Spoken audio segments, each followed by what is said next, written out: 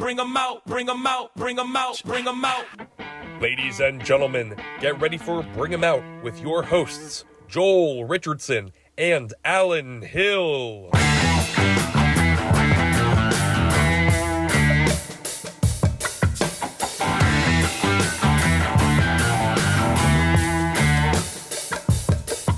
Hey everybody, we're here at the Sunnybrook Ballroom inside the Speakeasy for another episode of Bring 'em Out. I'm Alan Hill, here with Soul Joel himself, Joel Richardson, and today we have a very special guest, a really funny man, and I never get to say this to any other guest we've had before or ever again, my mom's favorite comedian. No way, really? Yep. That's the whole reason why I do this. Yeah, I just have this thing where I just want people's moms to like. off camera, Steve we Simeone, did a by the little way. Chris Farley banter, but that was just to throw you off. Farley, the absolute best.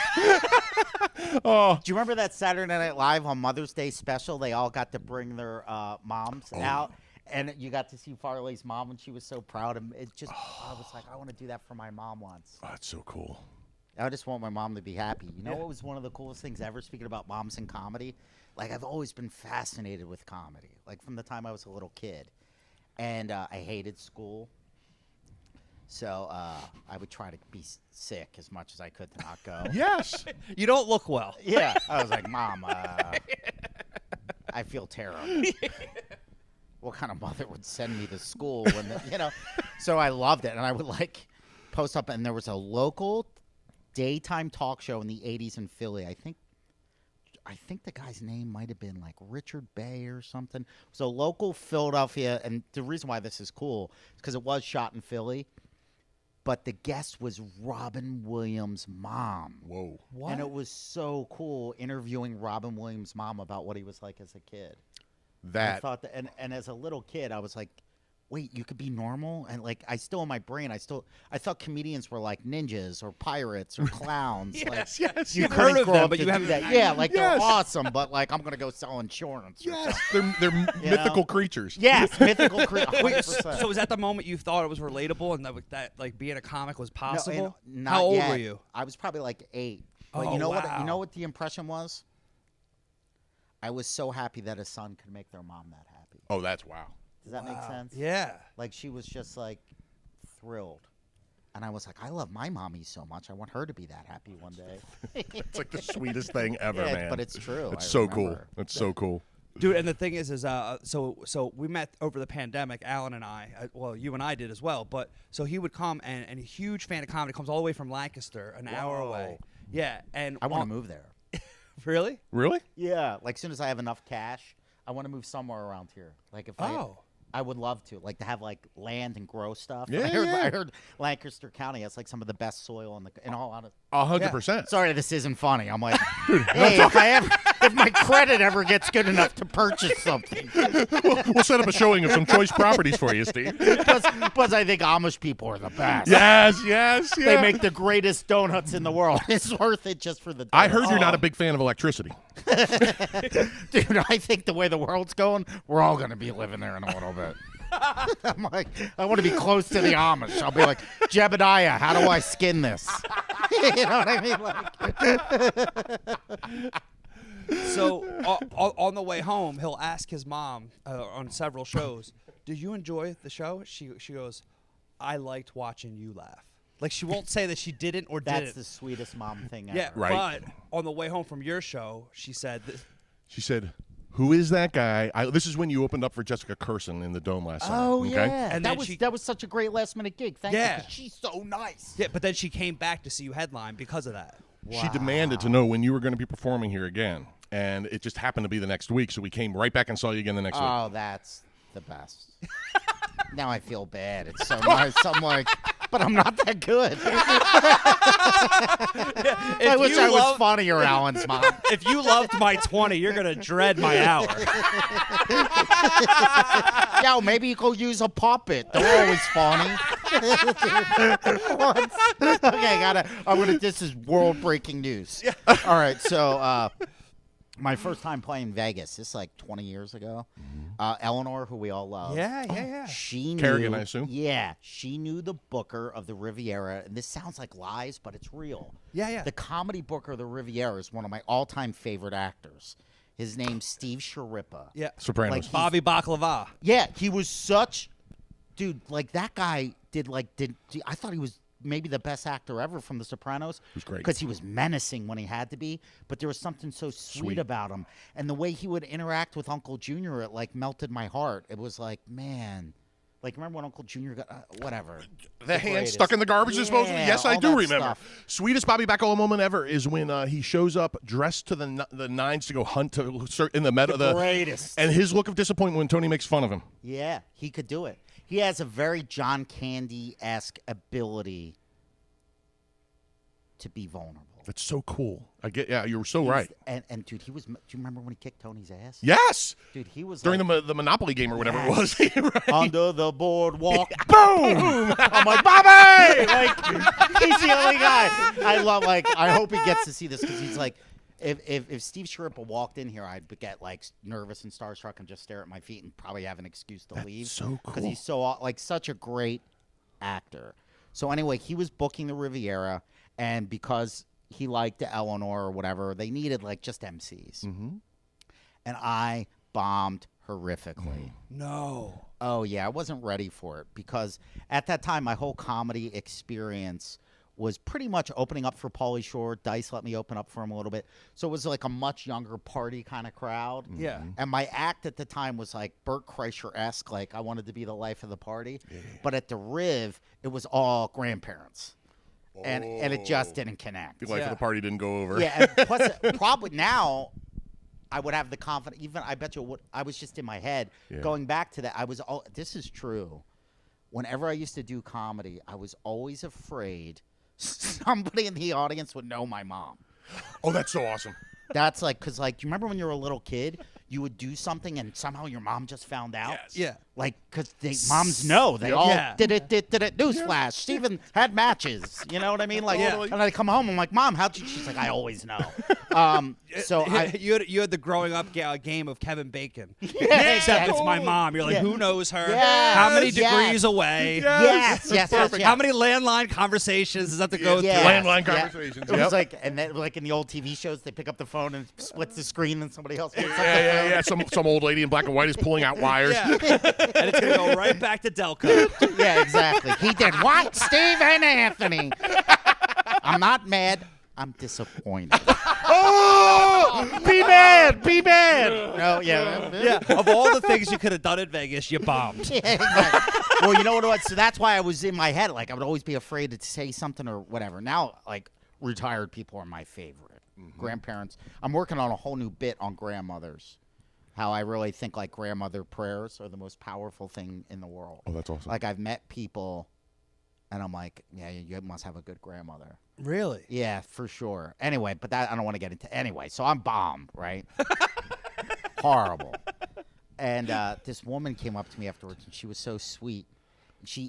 It's one thing to bomb. That's part of it.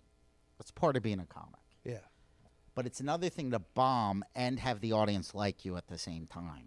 Oh. Because then they just feel bad for Like you. pity Right. bomb. No one wants to see that. Yes. Oh, that's brutal. Yeah, so then this lady came up to me, and she was like, do you know how to play guitar? I go, no. She goes, the guy that played guitar did pretty good. I'm like, yeah. And then she looked at me, and she was like, ooh, maybe you could get a puppet. They're always funny. So then I Talk remember. in someone else's voice. Yeah. So I remember coming back, and I did this bit, and this like 20 years ago, and I was like, if I don't make it in 10 years, I'm just going to do a puppet of my dad. I go, I'm not going to be a ventriloquist, because if you're dumb enough to think the puppet's talking, you're not going to notice my lips, right? So this year for Christmas, my big brother got me a Ruppet, because my dad's name's Russ, and it's a puppet that looks like my dad. Ruppet. Yeah, so I can't wait to play with it. Oh, that's awesome. It's going to be so much fun. That's awesome. Hey, buddy. Wait, so you were there Can I get a bite of that cheesesteak?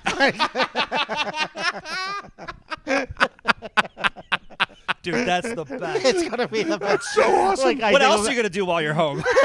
That's it. Gazos was sold out. Can't win them all, buddy. Wait, but so were you there all week? All week bombed. 2 shows a night. Wow. Oh, wow. Yeah, did not Wait, have so- one good show. wait. Well, the last show was pretty good. Wait, you bombed Oh. 13 straight times, and Yeah. then the 14th time you figured it out. Yeah, it was just better. It wasn't. I didn't figure anything out. Yeah. Oh, but you know what? You know what the lesson was? When I came back to L.A., it was a great lesson. So maybe young comics are watching this. Yeah. So I took inventory of my life, and it's like I had a great life here in Philly. Yeah. Like I love my family more than words, more than imaginable, and I had my dream job. I was working for the Eagles, and I gave all that up to go do comedy. Wow. And my life in Los Angeles, like I was miserable before I left, like going through a quarter life crisis. But then when I got to LA, it was like horrible. Can I ask a quick Yeah, go question ahead, about the yeah. timeline? So were you doing comedy in Philly while you were working for the Eagles? Not much. Okay. I did a couple open mics. True story. Once again, this also sounds like lies, but it's another story about bombing. I bombed horrifically. This was a top 3 bomb, and there was no mercy from the audience either. Yeah. It was not like they were like, maybe you could use a pulpit. It was like, you should quit. At the Laugh House on South Street, Oh. I bombed so bad, I'm like, I'm done. I'm never going to do this again. And then the following week for the open mic, I used to work out at this gym in Glen Olden called the Iron Sport Gym, where they would just give you a code to the door. And I look, and I'm like, I'm actually not that far from Philly right now. It's like a 15, 20-minute drive. So I went, I'm not going to perform. I'll just go and watch. Mm-hmm. And this guy came up to me. Wait, after your workout, or did you just not work out? No, I worked out. Oh, okay. Because I thought you were like, boop, boop. I'll just go to Philly. Hey, maybe I can get a cheesesteak along the way. So I go down there, and I get a pep talk from a young comic named Little Kev. No. Yeah, that turned out to be up. Kevin Hart. No. Yeah, he was so sweet. He was so nice. The Lord works in mysterious ways. And then I just watched. Then I came back the next week to do an open mic, and I murdered. Murdered. Yeah, But it you was actually didn't perform. Then You I just got watched, it. and You just, they had bar stools. We were Yeah, sitting yeah, on yeah. stools in the back, and Kevin sat next to me and was like, "Hey, man, don't quit." Dude, that's amazing. Amazing. Amazing. So Wow. if I ever really make it, like, I like should write him a letter or something. 'Cause I was like legit done. I was yeah, like pen pal. Don't email it. yeah, I was like, pick out the stamps.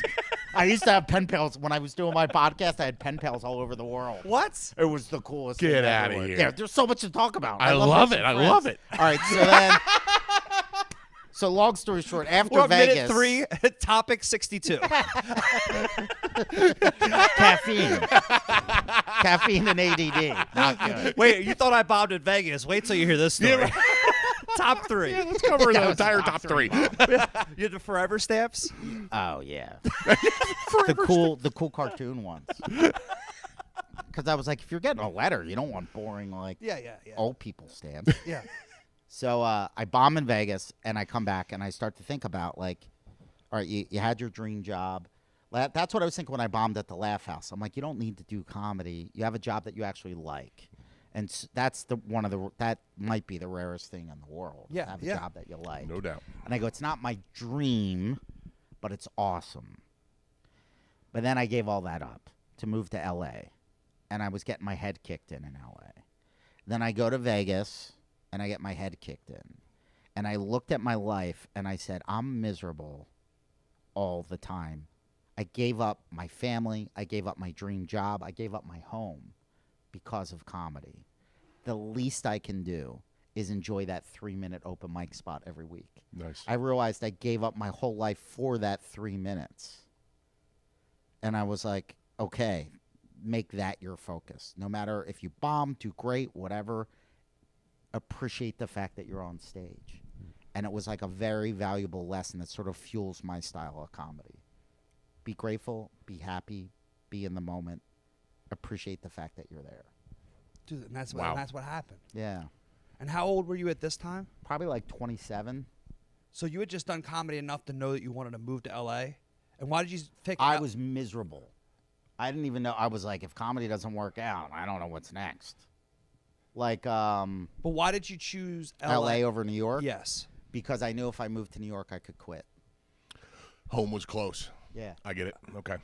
That's knew, exactly like- the correlation I was making. Okay. Yeah, I knew that, like, I knew it was. I didn't know how bad. I knew it was going to be bad, but I didn't know how bad it was going to be. Because comedy was also dead then.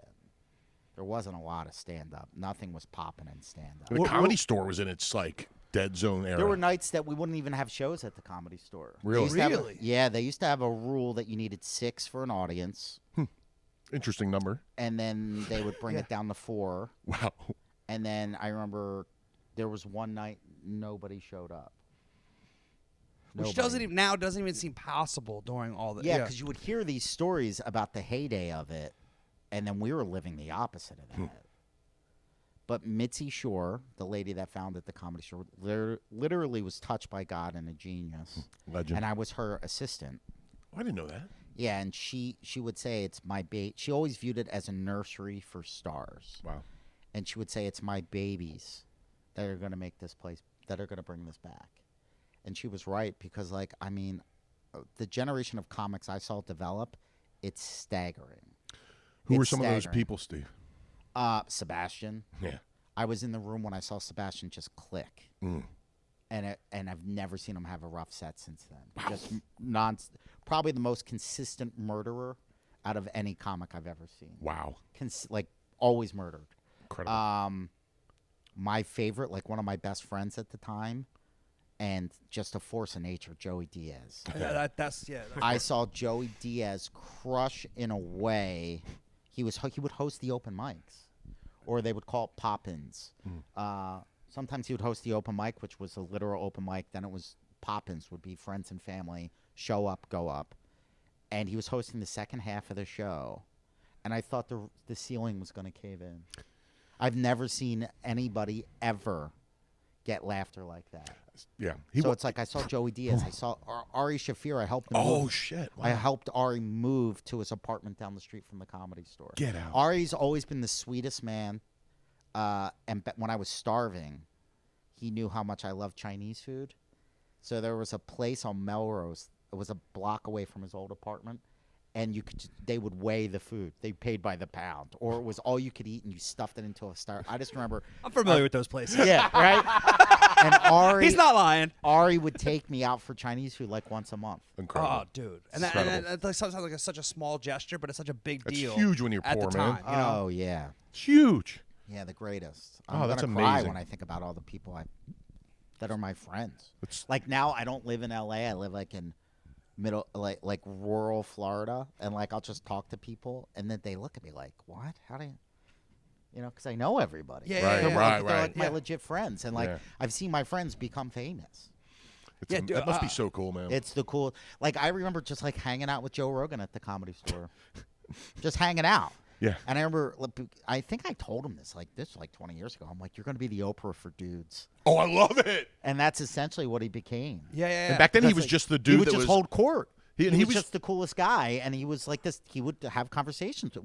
Everybody would hang out at the back door of the Comedy Store, or we used to call it the waitress table, and it was like this old little mirrored table from the 80s, wink, that like all the waitresses would do their paperwork at the end of the night, and it was a booth, and if you got in there, and then Rogan, it was like the coolest thing ever. Did you know Eleanor when she was still a waitress? Or was she, Yes. okay, right on, right on. Yes, I remember when Eleanor found out that I was from Delco, and my favorite comedian was Dom Irrera. She introduced me to Dom Irrera. Oh, Really? Yeah, and I was starstruck. And Oh. Mr. Irrera is my friend. it's a beautiful. It's thing. so cool. Dreams can happen, kid. beautiful thing. Well, and that's what I was gonna say. It was. I've heard that Joey Diaz, when he first did Joe Rogan's podcast, was like, "What? On your computer in your living room? No." No, dog. Joe Rogan. Well, you might have been on the church more than any other person. I mean, you have like episode Yeah. after episode of the church of what's happening now, man. Yeah, and I had no idea that was the biggest thing in the world. it was huge. I was like, I should have tried to be funnier. Maybe I would have been famous. But it's like when you're hanging out with Uncle Joey, I'm just sitting there. He's the greatest, funniest, most naturally funniest, greatest dude ever. Like, I will say this. There are great comedians, but Joey's in his own categories. I've been a student of comedy my whole life, and there's funny, and then there's great comic, but then to me, Joey Diaz he's literally, it's like watching a hurricane. He's a force of nature. There's no way to analyze what he's doing and learn from it. When Mitzi would have us work the door at the Comedy Store, and in hindsight, I can see the genius behind it because she wanted us to learn. Mm-hmm. She wanted us to observe. And you can learn so much from watching comedy. But then you see what Joey Diaz does, and you're like, that's unlearnable. Yeah, that's truly a gift from God. That's just him. That's just him. I saw him walk out on the stage at Magooby's in Maryland. Nice. And it's the only time I've ever seen him. And his presence was bigger than anything I've ever been around in my life. Yeah. It was astonishing. And then he just, like you said, he just murdered. But the presence, just walking out on the stage, I'll never forget. Never forget it. Now that it's Christmas, this is one of my favorite sad Christmas stories. So the first Christmas I spent in Los Angeles, and I was too poor to go home. And I was sharing a one-bedroom apartment with my buddy Stevie. It was a Section 8 apartment because he had cerebral palsy. Well, he still does.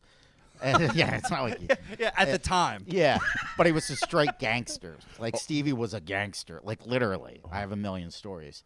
But he went home for Christmas. I'm in the apartment by myself, and on Christmas Eve, Uncle Joey called me up. This was Christmas of 2001. Okay. And he was like, come on over. I got some fish. It's Christmas Eve. Let's celebrate it. And I was too depressed to go. Oh.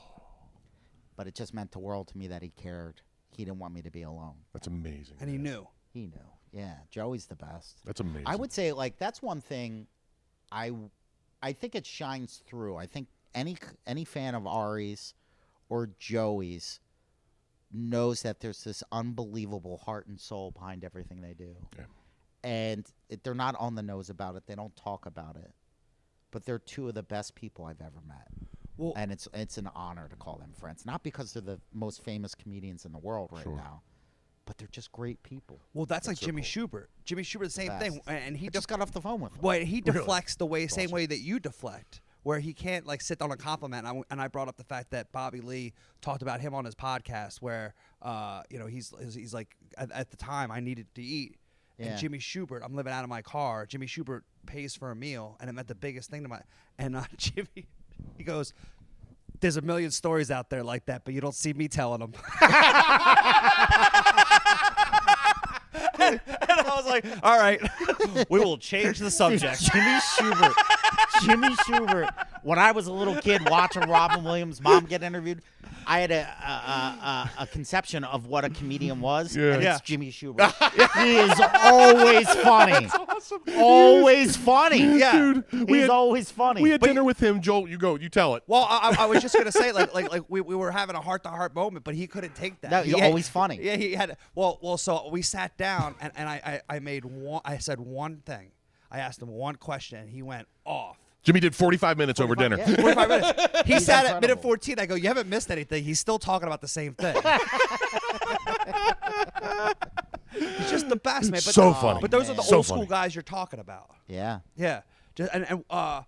So for any young comics that might watch this, what's your best advice when you're in a room with those guys? Do you try to interject at all, that's a or great just question. listen? I'm naturally shy. Right. So I shut up. Like Yeah. I don't try to upstage them. No. Or interject. No, I enjoy it.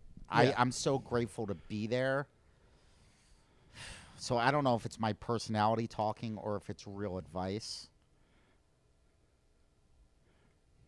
I would say don't force anything. Okay. You know, like, and honestly, I think it's always better to be quiet than to say something that you'll regret.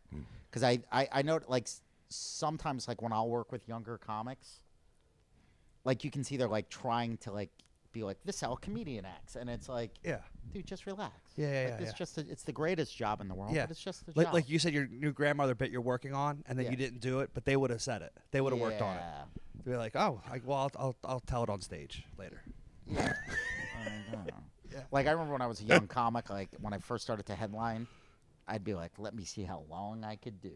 Right. You know? And now it's the opposite. I'm like, what's the least amount of time till we can put a bow on this thing and get out of here? Let me take a look The at that staff contract. wants, like, just drop the checks. Yeah.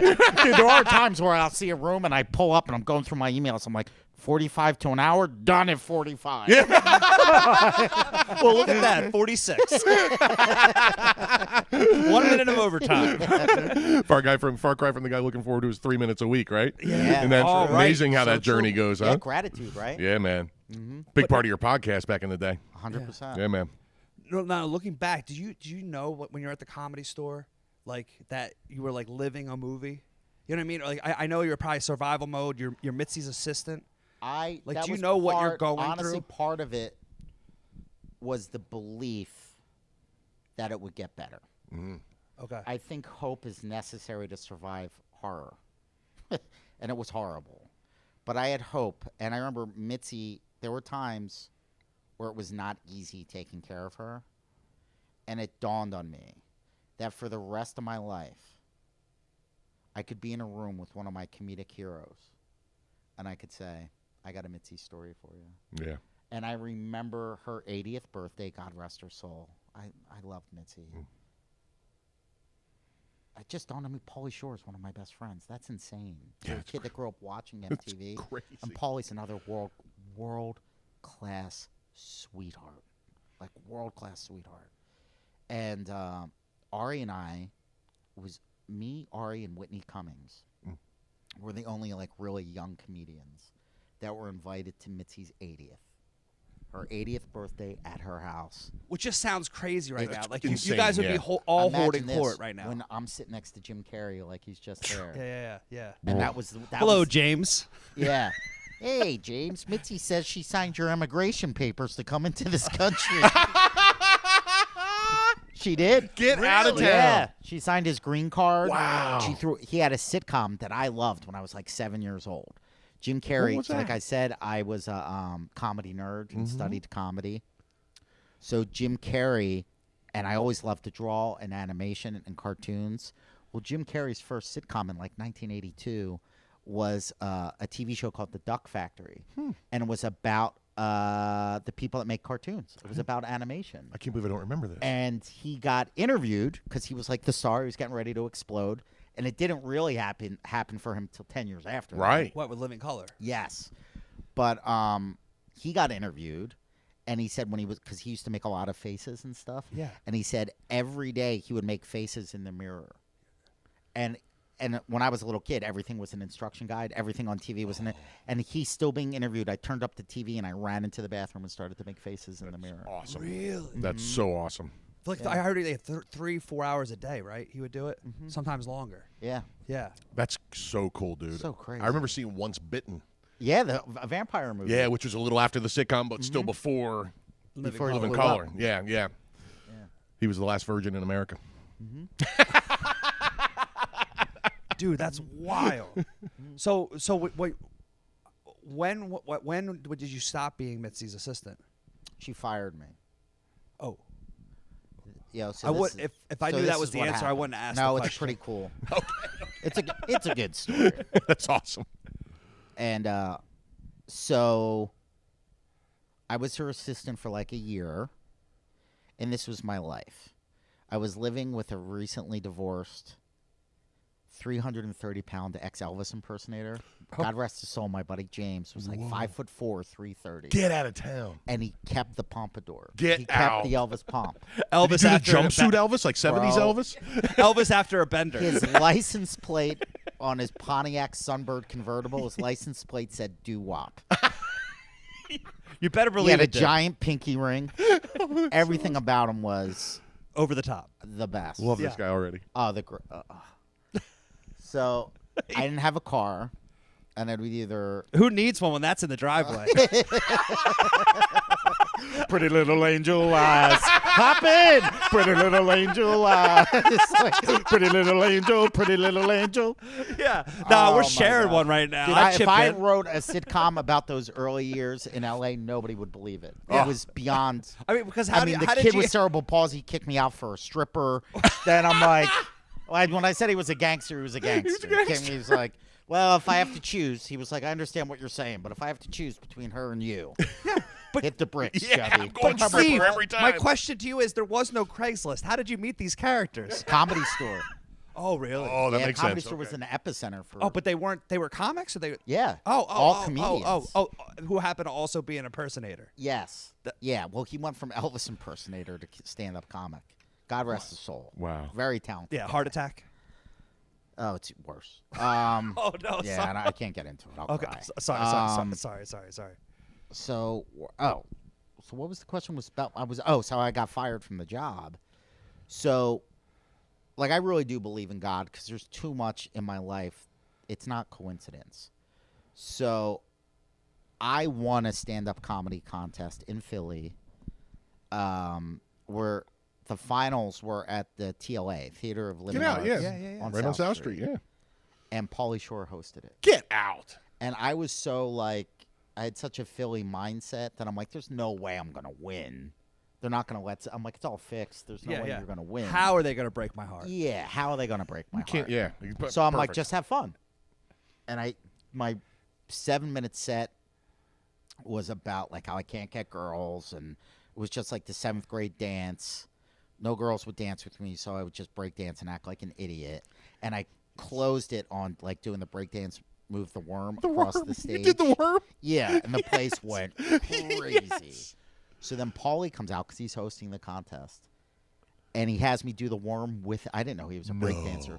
We do the worm together off the stage. You had already been living in LA at this point. And you're No, back this to was- the- this is way before. way Yeah. before. Oh. So that's how I met Paulie. Discovered me. I met Paulie That's before I got to crazy. LA. That's God.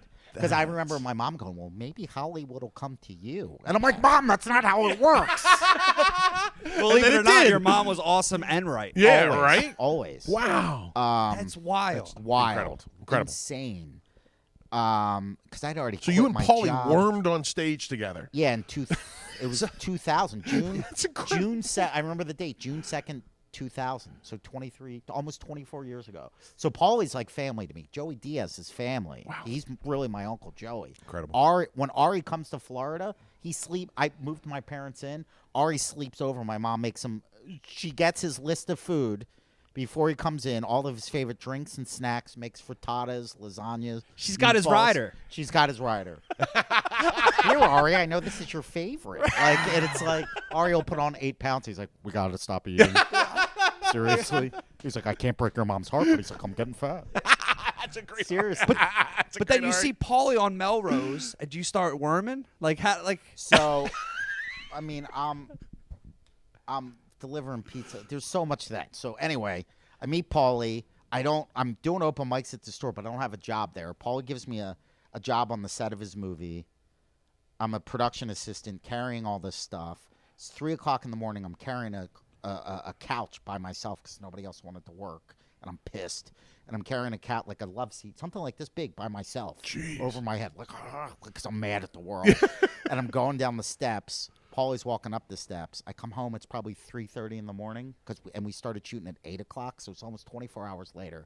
He calls me and he's like, "Hey, dude, I'm gonna get you a job at the store, so you don't have to worry about signing up for open mics. Get a job at the stores. Meet Ari. Meet Ren Azizi. Meet Bobby Lee. Joey Diaz is the second person ever to put me on stage there. So these become my family, my surrogate family. Wow. And Mitzi was firing assistants. She hated everybody. No. And it comes down to like somebody's got to do it. And they're like, all right, we'll send you over. She'll fire you by the end of the day. I stayed with her for a year. wow, So 365. you had an epic run. Yeah. Over a year. And then at the time, the only time I would get a break, because I was working at the store, telemarketing, pizza places. Then when I got Mitzi's assistant job, I'd do that from like 10 o'clock in the morning, literally get her out of bed. And if I didn't have to work the door at the Comedy Store, was the only reason I was allowed to leave. If not, I'd put her into bed at night. Wow. And then walk to the Comedy Store afterwards and see if somebody would give me a ride home at the end of the night. So the only break I would get would go out on the road opening up for Paulie, right? And somebody would have to cover. So after about a year, maybe a year and a half, me, Ari, and Steve Renazizi are going to open up for Paulie at a comedy club run by his sister in Palm Springs. Okay. Mitzi knew that I would open up for Paulie. She knew that. So me, Ari, Renazizi, it's a casino. We're gonna have fun.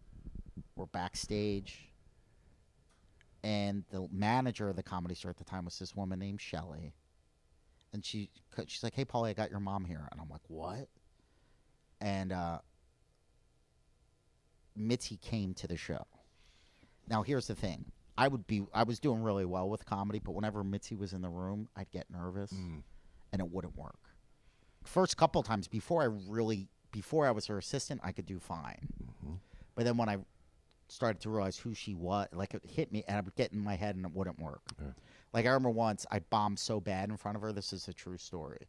She used to have this list in the back with everybody's name showcasing for her. And like I said, the club wasn't that busy at the time. And there's a night where maybe there's 5 people in the audience, and I'm like, she's not going to showcase us. She actually showed up and showcased us. And if she liked you, she would circle your name. That meant you got passed. Okay. If she didn't like you, she'd scratch your name off the list. I bombed so horrifically, I literally heard her from the back of the room scratching my name off. Oh, that's tough. Oh, that's tough. So You're still on stage. Yeah. 2 minutes in, I'm like, oh. And then there were times I crushed in front of her. Like once I found one of her lists, because you try to look at it when you're driving her home. Imagine showcasing for her and have to drive her home. Whoa. And she had my name circled with 3 stars around it. Oh. Wow. And I'm like, that's got to be good. I'm like, guess who's getting passed? Nope, no passing, nothing. And I found out you're later. her assistant, but Yeah. not passed. Okay, so this is how I lost the job, and then we'll get back to it. Yeah. So Paulie has this, me, Ari, Renazizi. Like, she saw other comedians after us. I know she passed Justin Martindale, great comic. She saw him at a Bringer show. One of the last times she was in the club and passed him. So I think he might be the last comedian she passed. But me, Ari, and Renazizi were the last 3 to go through her system. Where Really? you go from open mic to door guy to regular. Wow, So, that's heavy, man. Yeah, it's incredible. That's cool. It's That's such so a cool. legacy. That's incredible. It's incredible. So we go to open up for Paulie, and Paulie's like, this is a good thing. You guys are going to get passed tonight. Sometimes my mom has to see you outside the OR. And he was like, figure it out, whatever the order is. I don't care. I just want you guys to kill, have a good time, and get passed and become regulars. And me, Ari, we're like, what are we going to do? And I looked at Ari, and I looked at Steve, and I went, you guys have a shot. I go, I don't. She doesn't like me. She doesn't think I'm funny. I go, I'll go first. When I say I crushed, I told you stories about bombing. I destroyed that room out of the MC spot. Destroyed it. Cold open. Cold open. Destroyed. Cold open. Destroyed. Wow. Because you went up there with house money. Yeah. No pun intended. Well, 'cause it's a I casino. honestly thought I no matter how good or bad, I'm not going to get passed. Yeah. And my No job pressure. is to bring the energy up for my friends. Yeah. My whole job was to set the table for Ari and Steve because they're my 2 best friends. Yeah. Renazizi's got a cigarette dangling on his mouth, a cocktail. He's like, woo, guess who just got passed? And I'm like, nah, I don't think so, dude. He goes, what do you thought? She's going to have to pass you. You murdered. Yeah. You killed. But it wasn't in her house. Oh, sorry. So after the show, Shelly comes back. She goes, Mitzi wants to talk to you guys. And Renazizi and Ari are like, we're getting passed. I go, this isn't good. And they're like, what are you talking about? It's got to be good. She's going to tell. She wants to pass us. And then Shelly looks at us and she goes, oh, it's not good. So she calls us outside. Club's empty. Mitzi's sitting at a table. It's me, Ari, and Steve. She made us get down on our knees to talk to her. And she was like, you're not ready for this. She was like, you. Points to me. She's like, Steve, how many names? You know that van you drive me around in? I used to drive a Comedy Store van that had all these names of people on it. She goes, do you know how many names are on there? I'm like, no. She goes, that's because you don't know S-H-I-T. You don't know S. She was like, there's 37 names on that van. You know what they all have in common? They're millionaires. And you want to know why they're millionaires? Because they did it my way. She was like, you're not ready. You 3 aren't ready for the road. She was like, you want to go get lost on the road and become a nobody? Or do you want to do it my way and become a star? We were all like, what? And she's talking down, but then I'm like, wait a second. Does that mean she cares about me? And I came and took the bus to the Comedy Store Monday morning. And I called over to her house. She used to have a guy named Alfred who took care of her at night. And I'm going to pick up the Comedy Store van at the Comedy Store and go pick up her groceries. And Alfred's like, Mitzi's screaming in the background. Mitzi says you don't need to pick anything up. I'm like, what? All right, I'll be. Mitzi says you don't need to come over. Let him know he's fired. Mitzi says you're fired. And I got fired for opening up for Paulie. Which you'd already been doing a ton, right? Yeah. And then later, I got some closure on the whole situation, like years later.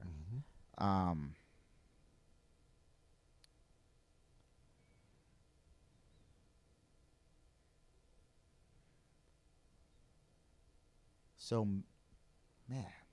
So, Mitzi's health was getting worse. Yeah. And sometimes, she, like old people, it's tough. Life's so tough for them. Yeah. And sometimes she would fall. And she didn't have somebody in the house or whatever. And I'm hanging out at the Comedy Store, not past at the club. This is years later. And the town coordinator, Tommy, picks up the phone in the cover booth. It's Mitzi. She fell. She needs somebody to go get her. And he's rattling off everybody's name. I'm like, don't even tell her I'm here. Because I thought she hated me. And he goes, well, you know, Steve Simone's here. And I hear her. I hear her voice. She goes, yeah, send me my Stevie. Wow. I was like, what? So I get her in the bed. And we just start talking. And it was awesome. And I realized, like, I came from a very loving, warm family. And I never knew what, like, tough love was. You know, like a coach that'll kick you in the ass. And I think that's who Mitzi was for me. You know? Yeah. Like, she wanted to toughen me up. Wow. Obviously, it worked. Yeah. crying like a baby. That is beautiful, dude. Yeah. Dude, that's Wow. crazy. I mean, that's incredible. Yeah, she was a special person. But she trusted you Incredible. to come into her home. Oh, yeah. And out of everyone, Of she all wanted that you. in a tough Yeah. spot, she wanted Steve. Yeah. That's amazing. And my buddy Mike Black has the best story ever. Like, he was sitting at the waitress table, and this one, Mitzi, like, needed help coming down the steps when she was still coming into the club. And he was like, he hears people coming down the steps, and it's Andrew Dice Clay in full Dice regalia. Like, he's doing a sold-out main room show. Full-blown in the leather, Dice. Full Dice, glasses, everything. The red, the black. Yeah. The Half leather, gloves. the studs, everything. The cigarette. And Bob Samuda dressed up as Oh. Andy Kaufman's alter ego, Yeah. Tony Clifton. Yes. Wow. And Dice and Tony Clifton What an evening. are Dude. walking Mitzi down the steps. And he was like, this woman's a legend. Yes. She's like the godmother. She helped. There wouldn't be stand-up comedy the way it is now Without if her. it wasn't for Mitzi Shore. She's one of the biggest single figures in the history of stand-up comedy in She- America. There's what stand-up comedy was before Mitzi in the Comedy Store and what stand-up comedy is now. 100%. I heard a story that Dice was the only guy that didn't have to have 2 jobs at the store because he was a star. Well, you know what she told me? She said that, like, he was just so motivated to make it. And, like, he would create his own stage time. Like, Dice would go into movie theaters before the movie started and perform. What? Oh my God. He would perform on just buses. get up in front? He would just get up and do it. Dude, the only time I ever saw anything like that was when people used to pull out their cardboard sheets and break Break dance. dance, You saw that? 100%. You remember that? Yeah. But Dice would put on an act? Yeah. That's incredible. Yep. But before the trailers? Uh-huh. Yeah. Incredible. Were you ever? There's the reason why he's a legend. I heard he used to run around the store with his video camera. You Oh, were he's there got, for that? he's got hours of that. That's why I keep waiting for this to Hours. emerge someday. Yep. Ari used to do this trick where he would fall from his skateboard on purpose in the boxes and stuff. Dice would film it every time. Oh, that's awesome. And like Dice, everything's a goof to Dice. Everything's fun. He's like, Yeah. it's like being forever 12 when you hang out with Andrew, the greatest, the sweetest. And my buddy Mike Black, for whatever reason, he was like, "Now, Mike, they tell me you're a stunt man, right? So I'm going to throw you down the steps on your head. You know how to do it." Mike's like, "No, I'm not a stunt man." Like, he's like, "What are you talking about?" He's like, "No, everybody said you're a stunt man." He's like, "No." Guys wanted to throw him down the steps. Wait, what was just he for really? the goof. He was just a comedian. Comedian. He He was was just a comedian like comic books. That's incredible. That's so The nice. greatest, Oh my the best. god.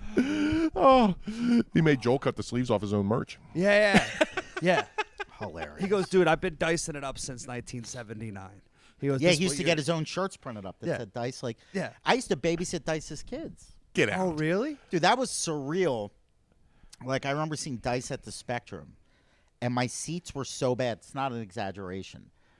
This is before the internet, before social media, when you either had to go to the Spectrum and wait in line to buy tickets, or you could go into, like, a West Coast Video, which was like a regional Blockbuster. And they had a Ticketmaster thing. Ticketmaster outlet. And you could go to the Ticketmaster outlet and buy your tickets. I got in line. Tickets go on sale at 10 o'clock. At 10:02, my tickets literally touched the ceiling of the Spectrum. That's insane. That's how far how back. big he it was. sold out in 3 minutes. That's how big he was. And I was touching the rafters. Wow. And what was it? 12 years later, I'm in his house for a barbecue. He's babysitting like, his kids. Do you want cheese on your burger? And I'm like, what's happening to me? So like those years were difficult. They were challenging, but it also felt like there was something magical about all that stuff. And like for as challenging as they were, I knew it was going to get better, and it did. And I used to tell everybody, when comedy comes back, the Comedy Store is going to come back. And that's exactly what happened. Like the Improv had the Laugh Factory. They were all doing okay during those years. There was something called UCB, Upright Citizens Brigade, and the alternative comedy scene was blowing up.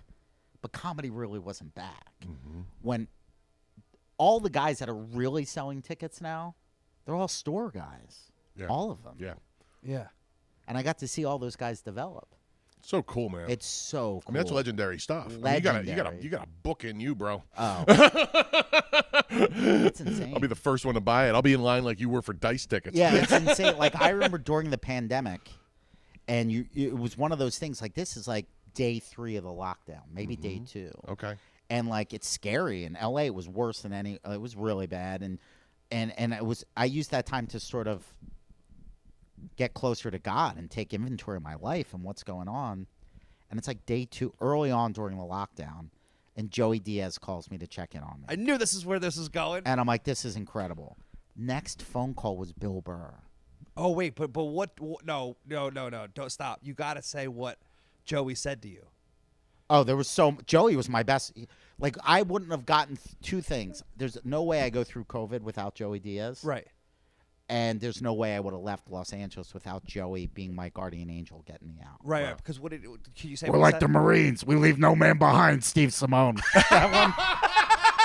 But that was like These streets 6 aren't weeks- safe anymore. Oh yeah, he goes. These streets are talking. I saw. When you told me this story, I lost it. Yeah. So, but this is before that. This was before. It's just checking in. Sorry. Dude, like we did the lockdown like Goodfellas. Yeah. Joey would go buy food and I would cook it and bring it over. It's like Slice and he's like, I haven't had linguine and clams. Do you know how to make that? I go, I don't know. He goes, you'll figure it out. I got some beautiful clams. And then it was the best clam sauce we've ever had. It's like the only thing that I wish we had the good bread. You can't cook good bread to dip it to sin to waste the sauce. So then what? Bill Burr called. Yeah, and he was like, what are we going to do to help people? And I remember going like, all right, I spent 20 years in this city. I didn't make it. But the 2 funniest guys on earth just called me to check and see if I needed anything. It's crazy. That's crazy. making it.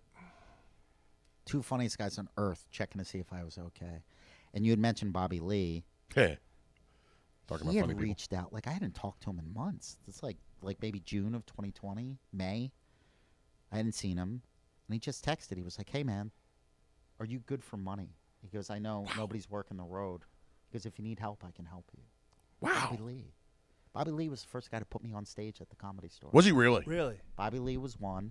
Joey Diaz was 2. And believe it or not, Rogan was 3. Get out of town, dude. Because Rogan had a friend that was showcasing for Mitzi. That was such a big deal. And Rogan, because he's such a good-hearted dude, wanted to make sure the energy in the room was as good as possible for his friend. So he hosted. And this is a funny story. Rogan hosted for this guy. Yeah, he hosted open mic. So this guy would have a chance to succeed. That's a hell of a at friend. getting passed by Mitzi. And I'd gone to LA on a vacation. I moved to LA. And honestly, I'd watch people do stand-up. And I wasn't there yet, but I'd watch people do stand-up. And I'm like, I'm as good as that guy, you know? And that particular night, Rogan was wearing like a bucket hat. Yeah. And he was famous, but he wasn't as famous as he is now. He was on the show News Radio. Yeah, he was News Radio Rogan at that point. Yeah. And I never met him before. I had never seen him do stand-up. I'm not making a connection between the face and the TV yet. Oh. And I'm just like, this guy kind of looks familiar. Whatever. He's Joey Diaz's friend. Mm-hmm. Joey's like, you got to put my man Steve Simeone on. And Rogan's like, he's not on the list. He goes, he's on the list because I say he's on the list. Yeah. That's the best. And this is like my third open mic. I'm already friends with Joey Diaz. wow. Yeah. And Wild. then Joe brings me up. I have a pretty good set. And then the way the host of the open mic would go, they'd end the open mic, then they would do a set. And Joe Rogan crushed in a way where I got sick to my stomach. Because I went, if this dude's hosting open mics and hasn't made it yet, I'm like, I don't have a chance. I go, my car's not good enough to turn around. It's going to fall apart in Texas. I go, I've ruined my life. Oh, no. Honestly, that's a real story. Dude, I'm that's like, horrible. Wow. I go, this dude's hosting open mics. This town must be impossible to make it. Man. That was the thought I had. And then Because people we're all talked head to- cases. Yeah. And then I'm like, wait, it's the News Radio guy? Oh, he drives the Batmobile. He had one of those like Acura sports cars that goes 200 miles. And I'm like, oh, the guy's a millionaire. Thank God. Oh, all right. I still have a shot. I thought he was some guy living with Fat James. Yeah, right. I'm going, this town's impossible. Living with Fat James. Yeah. Dude, that's amazing. Dude, what a roller coaster. Incredible. I mean, wow. Crazy. Yeah.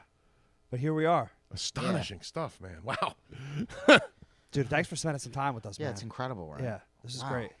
Yeah. I hope I don't bomb tonight. Now I'm like, No. This podcast went so great. Well, it's time to go bomb in front of your nephews. You really are from Philly. Oh, yeah, you can't not. Steve Simeone, Alan Hill, Soul Joel, bring them out. Thanks again. Bonus content. We're ready, man. All right, let's do it. You ready, brother? Yeah. All right. Just have fun. Yeah, I love having fun. Yeah. Perfect. We got the right guy then.